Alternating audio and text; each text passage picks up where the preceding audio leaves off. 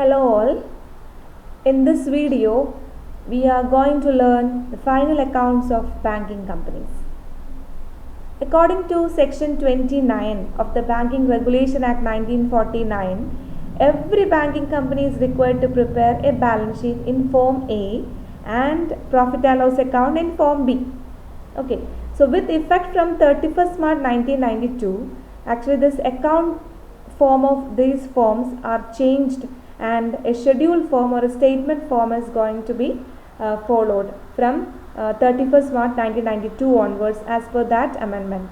So that new form is going to be learned in this video. So Form A, that is form of balance sheet as per Section 29. This is the form. Very simple form. നമ്മൾ സാധാരണ examination point of വ്യൂവിലാണെങ്കിൽ current ഇയറിൻ്റെ figures മാത്രമേ ഉണ്ടാവുള്ളൂ, previous year figures ഒന്നും ഉണ്ടാവില്ല. പക്ഷേ reserve ബാങ്കിന് സബ്മിറ്റ് ചെയ്യുമ്പോൾ ഈ ഫോമിൽ കറണ്ട് ഇയറും പ്രീവിയസ് ഇയർ ഫിഗേഴ്സും ഉണ്ടാവും. ഈ ഫോം ഓഫ് ബാലൻസ് ഷീറ്റിൽ 12 ഷെഡ്യൂൾസും ബാക്കി 13 മുതൽ 16 വരെ ഫോം ഓഫ് പ്രോഫിറ്റ് ആൻഡ് ലോസിലും ആയിരിക്കും ഉണ്ടാവുക. അതായത് മൊത്തം ഫൈനൽ അക്കൗണ്ട്സിൽ ബാങ്കിങ് കമ്പനീസിൻ്റെ ഫൈനൽ അക്കൗണ്ട്സിൽ 16 ഷെഡ്യൂൾസ് ഉണ്ട്, 16 ഷെഡ്യൂൾസ് ഉണ്ട്. അതിൽ 12 ഷെഡ്യൂൾസ് ബാലൻസ് ഷീറ്റിലും ബാക്കി 13, 14, 15, 16 പ്രോഫിറ്റ് ആൻഡ് ലോസ് സ്റ്റേറ്റ്മെൻറ്റിലുമാണ്. സോ ഹിയർ ആദ്യത്തെ സെഷൻ ക്യാപിറ്റൽ ആൻഡ് ലയബിലിറ്റീസ് ആണ്. അതിൽ schedule number 1 capital, reserves and surplus schedule number 2, then deposits 3, borrowings 4, other liabilities and provisions 5. ഇതാണ് capital and liabilities. Then അസറ്റ്സിൽ cash and balances with Reserve Bank of India schedule number 6, then balances with banks and money at call and short notice 7, investments 8, advances 9, fixed assets 10, other assets 11. Then one more item, contingent liability as per schedule number 12 and bills for collection schedule ഇല്ല, അതിന് പകരം ആ total amount മാത്രം കാണിച്ചാൽ മതി. ഇനി ഓരോ ഷെഡ്യൂളും നമുക്ക് പഠിക്കണം. ഇതെല്ലാം ഒന്ന് നിങ്ങൾ മനസ്സിലാക്കി വെക്കുക. ഐറ്റംസ് എവിടെയൊക്കെയാണ് വരുന്നത്, ഏത് ഷെഡ്യൂളിലാണ് വരുന്നത് എന്നൊക്കെ ഒന്ന് പഠിച്ചു വയ്ക്കുക. Okay, then schedule number 1 capital. Bank prepare ചെയ്യുമ്പോൾ ഇതുപോലെ ഡീറ്റെയിൽഡ് ഷെഡ്യൂളൊക്കെ വേണം. നമ്മൾ ക്യാപിറ്റൽ വന്നിട്ടുണ്ടെങ്കിൽ ഡയറക്റ്റ് ആയിട്ട് ഇതിലേക്ക് എഴുതിയാൽ മാത്രം മതി. ഷെഡ്യൂൾ നമ്പർ 1 നാഷണലൈസ്ഡ് ബാങ്ക്സ് ആണെങ്കിൽ ഫസ്റ്റ് റോമൻ 1 എഴുതണം. For banks incorporate outside India Roman 2. Then for other banks authorised capital, issued capital, subscribe capital, called up capital. Calls എന്തെങ്കിലും അൺപെയ്ഡ് ആണെങ്കിൽ ലെസ് ചെയ്യണം. ഫോർഫിറ്റഡ് ഷെയർസിൻ്റെ എമൗണ്ട് ആഡ് ചെയ്യണം. Schedule number 2 important schedule ആണ്. Statutory reserves ആണ് first item. What is a statutory reserve ഒക്കെ നമ്മൾ detailed ആയിട്ട് പിന്നെ പഠിക്കും. സ്റ്റാറ്റ്യൂട്ടറി റിസർവ് ഓപ്പണിംഗ് ബാലൻസിൻ്റെ കൂടെ അഡീഷൻസ് എന്തെങ്കിലും ഉണ്ടെങ്കിൽ ആഡ് ചെയ്യണം, ഡിഡക്ഷൻസ് ഉണ്ടെങ്കിൽ ലെസ് ചെയ്യണം. Then capital reserves opening balance, additions, deductions. Then share premium opening balance, additions, deductions. Revenue and other reserves opening balance, additions and deductions. Then balance in profit and loss account.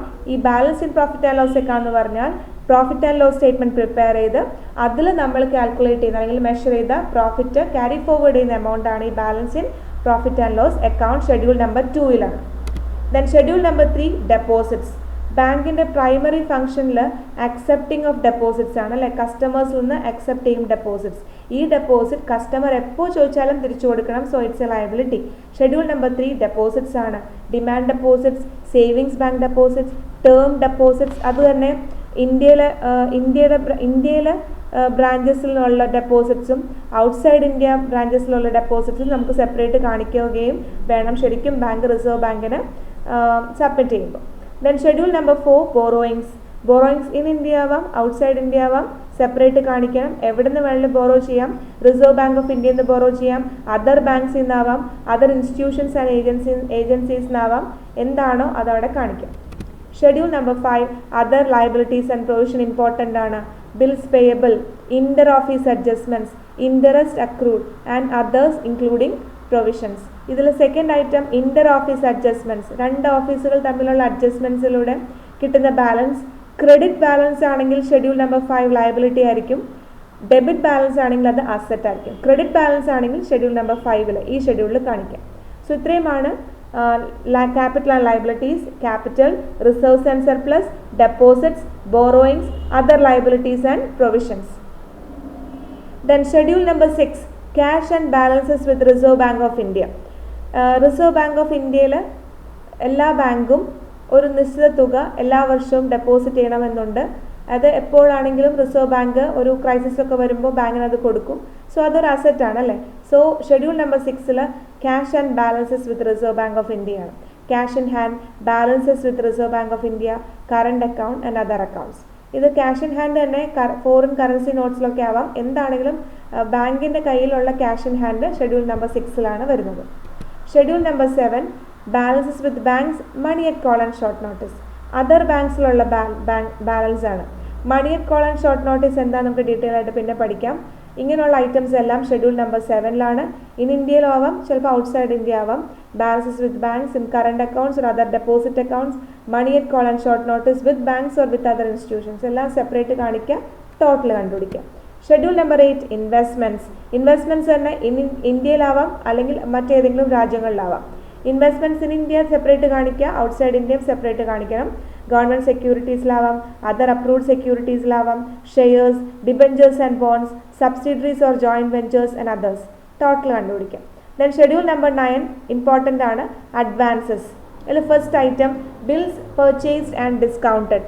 Bills purchased and discounted അതിപ്പോൾ നമുക്ക് എന്തെങ്കിലും detailed ആയിട്ട് ഞാൻ bills purchased and discount എന്താണെന്ന് നമുക്ക് പിന്നെ പറഞ്ഞുതരാം കേട്ടോ. ദെൻ ക്യാഷ് ക്രെഡിറ്റ്സ് ഉണ്ടാവാം, over draft, loans, repayable on demand, ഇതെല്ലാം അഡ്വാൻസസിൽ വരുന്നതാണ്. ടേം ലോൺസ് അഡ്വാൻസസിൽ വരുന്നതാണ്. ഓക്കെ, അത് തന്നെ സെക്യൂർഡ് ആവാം, അൺസെക്യൂർഡ് ആവാം. അതും എത്രയാണ് സെക്യൂർഡ് എത്രയാണ് അൺസെക്യൂർഡ് സെപ്പറേറ്റ് കാണിക്കുന്നുണ്ട്. അതിൻ്റെ advances in India and advance outside India ആണ്. Then schedule number 10 fixed assets. Banking regulation act 1949 പ്രകാരം ഒരു ബാങ്കിന് ആ ബാങ്ക് അല്ലെങ്കിൽ ഒരു ബാങ്കിൻ്റെ പെർട്ടിക്കുലർ ബ്രാഞ്ചസ് ഫങ്ഷൻ ചെയ്യാൻ വേണ്ടി മാത്രം ബിൽഡിങ്സ് ഓൺ ചെയ്യാനായിട്ട് പാടുള്ളൂ. അല്ലാതെ ഒരു ഫിക്സ്ഡ് അസറ്റ്സിലും ഇവർക്കത് ഇൻവെസ്റ്റ് ചെയ്യാനുള്ള റൈറ്റ് ഒന്നുമില്ല. അല്ലെങ്കിൽ നമ്മൾ കൊടുക്കുന്ന കസ്റ്റമേഴ്സ്, ജനറൽ പബ്ലിക്ക് കൊടുക്കുന്ന ഡെപ്പോസിറ്റ്സ് എടുത്ത് ബാങ്കിന് എന്തും ചെയ്യാൻ പറ്റുമല്ലോ. പക്ഷേ ബാങ്കിങ് റെഗുലേഷൻ ആൻഡ് 1949 അത് റെസ്ട്രിക്റ്റ് ചെയ്യുന്നുണ്ട്. അവർക്ക് ഓൺ പ്രമിസസും ചില ഫിക്സ്ഡ് അസറ്റ്സ് പർച്ചേസ് ചെയ്യാനും മാത്രമേ റൈറ്റ് ഉള്ളൂ, അവകാശമുള്ളൂ. അല്ലാത്തതിനൊന്നും അവകാശമില്ല. സോ പ്രമിസസ് അവർക്കുണ്ടാവാം, പിന്നെ other fixed assets. So under the schedule number 10, fixed assets are categorized into two, premises and other fixed assets. In premises, കഴിഞ്ഞ വർഷത്തെ കോസ്റ്റിന് കൂടെ എന്തെങ്കിലും അഡീഷൻസ് ഉണ്ടെങ്കിൽ, പുതിയ ബ്രാഞ്ച് ഒക്കെ തുടങ്ങുമ്പോൾ ചിലപ്പോൾ അവർക്ക് ഓൺ ബിൽഡിംഗ് വരാം. സോ അഡീഷൻസ് ഉണ്ടെങ്കിൽ അഡീഷൻസ് ആഡ് ചെയ്യുക, ഡിഡക്ഷൻസ് ഉണ്ടെങ്കിൽ ഡിഡക്ഷൻസ് ലെസ് ചെയ്യുക, ഡിപ്രിസിയേഷൻ ഉണ്ടെങ്കിൽ അതുവരെയുള്ള ഡിപ്രിസിയേഷൻ ലെസ് ചെയ്യണം. Other fixed assets including the furniture and fixtures, കഴിഞ്ഞ വർഷത്തെ ബാലൻസിൻ്റെ കൂടെ അഡീഷൻസ് ലെസ് ചെയ്യണം, ഡിഡക്ഷൻസ് ലെസ് ചെയ്യണം, ഡിപ്രിസിയേഷൻ.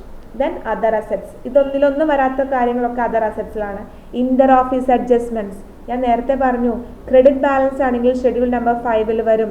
ഡെബിറ്റ് ബാലൻസ് ആണെങ്കിൽ schedule number 11 other അസറ്റ്സിലെ first item ആണ്. Inter office adjustments debit balance ആണെങ്കിൽ അസറ്റ് ആണല്ലോ.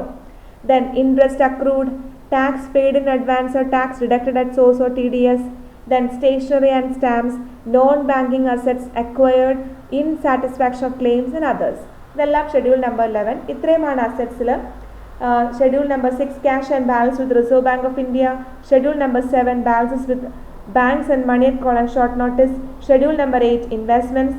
Schedule number 9 advances. Fixed assets schedule number 10, other assets 11. Then one more is there, that is schedule number 12 contingent liabilities. ചിലപ്പോൾ liability ആവാം, ചിലപ്പോൾ liability അല്ലാതായിരിക്കാം.